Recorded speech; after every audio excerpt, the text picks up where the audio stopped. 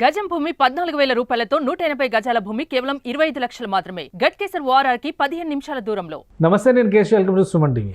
Hydraa activity హైదరాబాద్లో high voltage action సీక్వెన్స్గా మారిపోయింది. వారాంతం వస్తే చాలు ఎక్కడ ఏం కూలగొడతారనే టెన్షన్ పెరుగుతుంది. ఇప్పుడు కూకట్పల్లి, అలానే అటు అమీన్పూరు దాదాపు 17 గంటల పైగా కూల్చివేతల పర్వం కొనసాగుతుంది. వీటితో ఇప్పుడు మాదాపూరు, జూబ్లీ హిల్స్ పరిసర ప్రాంతాల్లో గతంలో నోటీసులు ఇచ్చినటువంటి భవనాలపైన కూడా హైడ్రా అధికారులు దృష్టి పెట్టారు. ఇప్పుడు ఆంధ్రప్రదేశ్లో ఇదే తరహా ఆపరేషన్స్ జోరందుకునే పరిస్థితి కనిపిస్తుంది. ఈ అంశంపైన విశ్లేషణ చూద్దాం. మనతో పాటు పొలిటికల్ అనలిస్ట్ చంద్ర శ్రీనివాస్ గారు. చంద్ర శ్రీనివాస్ గారు నమస్కారం. నమస్కారం. ఇప్పుడు హైదరాబాద్లో వారం వస్తే, శనివారం వస్తే ఎక్కడ కూలుస్తారో అనే టెన్షన్ ఉంది. ఆల్రెడీ చాలా చోట్ల గత 17-18 గంటలుగా నిర్విరామంగా కూల్చివేతలు కొనసాగుతున్నాయి అనేటువంటి ప్రకటన హైడ్రా చేసింది. 8 ఎకరాల దాకా స్వాధీనం చేసుకున్నాం అని చెప్తున్నారు ఈ 2 రోజుల యాక్షన్లోనే. ఏంటి స్టేటస్? డెఫినెట్గా మీరు చెప్పినట్టు ఇప్పుడు శని, ఆదివారాలు దాటి సోమవారం కూడా వచ్చేసింది. ఇప్పుడు అర్ధరాత్రి 2 దాకా కూల్చివేతలు పూర్తయింది. నిన్న మీరు అన్నట్టు 2 ప్లేసులు కూకట్పల్లి పరిసర ప్రాంతాల్లో, ఇప్పుడు మాదాపూర్ హైటెక్ సిటీ పరిసర ప్రాంతాల్లో, నగర నడి ఒడ్డున ఐటీ కంపెనీలు ఉన్న ప్లేస్లో సీఎం గారి కొత్తవేటి దూరంలో జరుగుతుంది. అంటే ఏది ఉపేక్షించట్లే ఇక్కడ. అంటే ప్రత్యేకంగా మనుషులు నివసించే ప్లేసులు పక్కన పెడితే వ్యాపార వాణిజ్య సముదాయాలు ఏదైతే షెడ్లు వేసుకొని ఆక్రమణకు గురవుతున్నాయో నిర్దాక్షిణ్యంగా తీసేస్తున్నారు.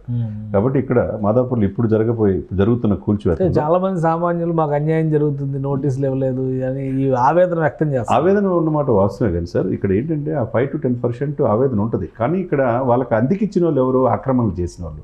ప్రభుత్వ ఆస్తులు ఆక్రమణ చేసి అద్దెకి ఇచ్చినప్పుడు బఫర్ జోను, ఎఫ్టీఎల్ ఉన్నప్పుడు వీళ్ళకి తెలియకుండా వాళ్ళకి అడ్వాన్సులు ఇచ్చి వీళ్ళు క్యాటరింగ్ సర్వీసులు ఏదో చేసుకుంటున్నారు. కొన్ని వాళ్ళకి ఆల్రెడీ నోటీసులు యజమానులకు ఇచ్చారని చెప్పి హైడ్రా చెప్తుంది. నోటీసులు అందలేదని వీళ్ళు అంటున్నారు. ఇచ్చామని వాళ్ళు చెప్పకుండా, ఎందుకు వాళ్ళకి సఫిషియెంట్ టైం కూడా ఇచ్చారు. వారం క్రితమే ఇచ్చారు. శనివారం ఇస్తే కూల్చివేతలు ఇప్పుడు అంతకుముందు 1 వీక్ ముందు నోటీసులు ఇచ్చారు. యజమానులు వీళ్ళకి చెప్పట్లే. కమ్యూనికేషన్ గ్యాప్ ఎక్కడ ఉందంటే ఎవరైతే ఆక్రమణదారులు ఉన్నారో వాళ్ళ దగ్గరే ఉన్నది. మీరన్నట్టు ఇది రూపాంతరం చెంది చట్టబద్ధత ఆర్డినెన్స్ వచ్చేసింది. 1905 చట్టాన్ని సవరించారు. అంటే ఎప్పుడు లేని విధంగా అన్ని అధికారాలు హైడ్రాకి బదిలీ చేశారు. కాబట్టి వాళ్ళు ఎక్కడ కూడా ఆగట్ల, రూల్స్ ప్రకారం వెళ్తున్నారు. ఈ సిచ్యువేషన్స్లో సంపన్నులు నివసించే ప్లేసులు ఇప్పుడు అదే సంపన్నులకు నోటీసులు ఇచ్చి టైం ఇస్తున్నారు, సామాన్యులకు మాత్రం కూలగొడుతున్నారు. ఇప్పుడు సామాన్యులు కాదు, ఇప్పుడు సంపన్నులే చాలామంది ఆక్రమణకు గురి చేస్తున్నారు.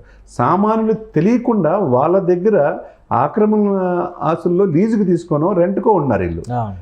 వీళ్ళు ఏం చేస్తున్నారు? బిల్డింగ్లు, రేక్ షెడ్లు కట్టుకుంటున్నారు.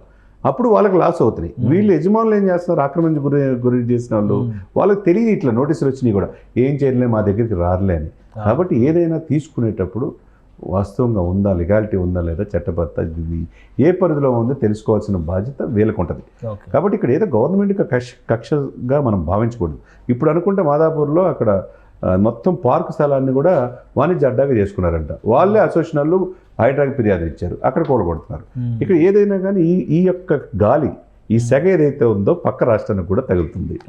డెఫినెట్గా అందరూ కూడా ఆంధ్రప్రదేశ్ రావాలంటే ఏపీలో ఏంటి ఏం కూలుస్తారు? ఇక్కడ ఇప్పుడు మొన్న తెలుసు, విజయసాయిరెడ్డి గారి కుమార్తె విశాఖపట్నంలో స్టార్ట్ అయ్యింది. విశాఖపట్నంలో మనం చూసాం, భీమల దగ్గర నక్షత్ర హోటల్ 4 ఎకరాలు ఇచ్చేస్తే అది ఒడ్డున, బీచ్ ఒడ్డున అది కూలగొట్టేశారు.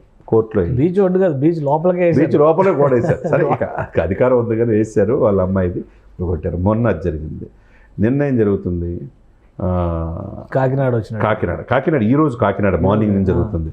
కాకినాడ సిటీలో గత పాలకుల యొక్క దూరంపూడి అనుచరులు అంటున్నారు ఏదైనా కానీ అక్కడ కూలగొడుతున్నారు.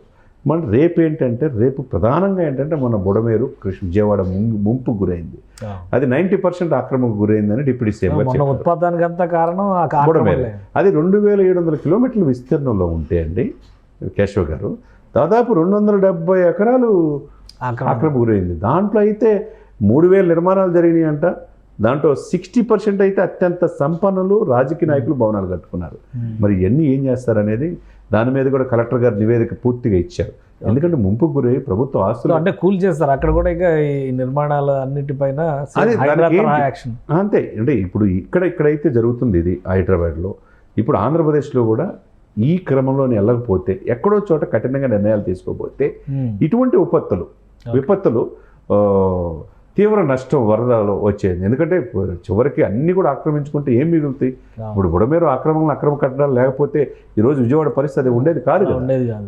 కాబట్టి ఇప్పుడు మొన్న విశాఖపట్నం, ఈరోజు కాకినాడ, రేపు బుడమేరు అన్నట్టుగా ఉంది. పక్కనున్న రాష్ట్రంతో స్ఫూర్తిగా తీసుకొని ప్రభుత్వ ఆస్తులను పరిరక్షించకపోతే నెక్స్ట్ జనరేషన్కి ఏమి మిగలవు అనేది పక్కగా నిక్కచ్చిగా రెండు ప్రభుత్వాలు వెళ్తున్నట్టుగా మనకు కనపడుతుంది. అంటే ఇప్పుడు ఇక్కడ అనుసరిస్తున్నటువంటి విధానాలు దాదాపుగా ఏపీలో కూడా అవే ఫాలో అవ్వడానికి అవకాశం ఉందా, లేదంటే ఆల్రెడీ ఉన్నటువంటి వ్యవస్థను కలెక్టర్ నివేదిక ఇచ్చిన తర్వాత బుడమేరు పైన యాక్షన్ మొదలైంది అంటున్నారు కాబట్టి అదే ఉన్నటువంటి వ్యవస్థలతోనే ముందుకు పోయే ఛాన్సెస్ ఉంటాయా? అంటే ఇక్కడ హైదరాబాద్ అంటే ఫాస్ట్గా నిర్ణయం తీసుకోవాలి. ఎందుకంటే ఫాస్టెస్ట్ గ్రోయింగ్ విస్తరిస్తుంది సిటీకి సముద్రం. మళ్ళీ లీగల్ ఆస్పెక్ట్లో వచ్చి స్టేల్ చేస్తే అదో తలనొప్పి. ఇదేందో చట్టం తీసుకొని 100 సంవత్సరాల చట్టాన్ని ఆర్డినెన్స్ రూపం తీసుకొచ్చి సర్వాధికారులు హైదరాబాద్ బాగా ఇచ్చేసరికి కూడా సరిపోయింది. కాబట్టి ఇంత కఠినంగా అక్కడ వ్యవహరించగలరంటే అంత కఠినంగా వ్యవహరించలేరు. ఆల్ పార్టీస్ ఉంటారు. ఈ ఒక పార్టీ అనేది సంబంధం లేకుండా ఇది ఎప్పటి నుంచి జరుగుతుంది? దశాబ్దాలుగా ఆక్రమణకు గురవుతుంది, కుచించుకుపోతుంది.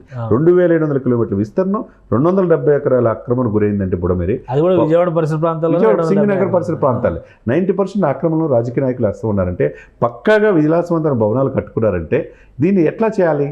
వీళ్ళని వాళ్ళ మీద ఏం చేయాలి? దాని మీద విచారించి చెప్పాలా, నోటీస్ ఇవ్వాలా, సఫిషియెంట్ టైం ఇవ్వాలా? లేకపోతే ఇక్కడ మనం మూసీ నది ప్రక్షాళన కోసం మనం చూస్తున్నాం. అది మొదలు పెడతాం అంటున్నారు. అది ఆల్రెడీ కొట్టేసే క్రమంలో వాళ్ళకి నిర్వాసితులకి డబుల్ బెడ్రూమ్స్ ఇస్తామంటున్నారు. మరి అక్కడ పరిసరాల్లో ఎవరైతే పేదవాళ్ళు ఇప్పుడు 3000 నిర్మాణాలు బుడమేరు కట్టారు. ఖచ్చితంగా కట్టిన గంటలో సగం పేదవాళ్ళకి ఇచ్చి సగం వీళ్ళు అమ్ముకుంటే అవకాశాలు ఎక్కువ ఉంటాయి. వాళ్ళని ప్రొజెక్ట్ చేయొచ్చు కదా. అదే ఆ విధంగా వాళ్ళకి ఇబ్బంది లేకుండా వాళ్ళకి చేయాలి. సంపన్నులు రాజకీయ నాయకులు ఎక్కడైనా కట్టుకోవచ్చు కాబట్టి వాళ్ళే మాత్రం నిర్దాక్షిణ్యంగా కూల్చేయాల్సిందే. ఎందుకంటే కూల్చివేస్తే ఒక స్టార్ట్ చేస్తే అంటే ఆ భయం అనేది ప్రజల్లో ఆక్రమణదారులు త్వరలో ఒక ప్రాపర్ యాక్షన్ ప్లాన్తో ఏపీ కూడా అడుగులేసాం డెఫినెట్గా. ఇప్పుడు త్వరలో ఇక్కడున్న ఆంధ్రప్రదేశ్ బృందం వెళ్ళి హైదరాబాద్ రాబోతుందని తెలుస్తుంది. రేపు మాపు ఏం చర్యలు తీసుకుంటున్నారు? వాల్టా చట్టం ఏంటి? జిహెచ్ఎంసీ యాక్ట్ ఏంటి? ఇరిగేషన్ ఏంటి? ఎందుకు పర్మిషన్స్ ఇస్తున్నారు? ఏ విధంగా వాటర్ లెవెల్స్ని ఇక్కడ ఇది చేస్తున్నారు అనేది ఇక్కడ ఆల్రెడీ స్టార్ట్ చేసి సక్సెస్ తీసుకు. ఇక్కడ ఒక జిహెచ్ఎంసీ చట్టం అనే ఒక అడ్డం ఉంది కాబట్టి కొంత ఇబ్బంది. అక్కడ అసలు ఆ చట్టాలు ఏమి లేవు కదా. అవును, సిటీ కాబట్టి అది చూసి దాన్ని ఏ విధంగా లీగల్గా ప్రాబ్లం లేకుండా ప్రభుత్వ ఆస్తులు ఎలా సంరక్షించుకోవాలనే ఇదిగా కూటమి దృష్టి పెట్టినట్టుగా కనపడుతుంది. ఆ దిశగానే చంద్రబాబు నాయుడు గారు, పవన్ కళ్యాణ్ గారు వెళ్తున్నట్టుగా స్పష్టం. థ్యాంక్ యూ చంద్ర శ్రీనివాస్ గారు. ఇది ఆంధ్రప్రదేశ్ కూడా హైడ్రా ఎఫెక్ట్తో పనిచేయడానికి సన్నద్ధం అవుతున్నటువంటి సంకేతాలు కనిపిస్తున్నాయి. మొన్న విశాఖ, నిన్న కాకినాడ, ఇక రేపు మాపో బుడమేరు దగ్గర కూడా యాక్షన్ ప్లాన్ మొదలయ్యేటువంటి ఛాన్సెస్ ఉన్నాయి.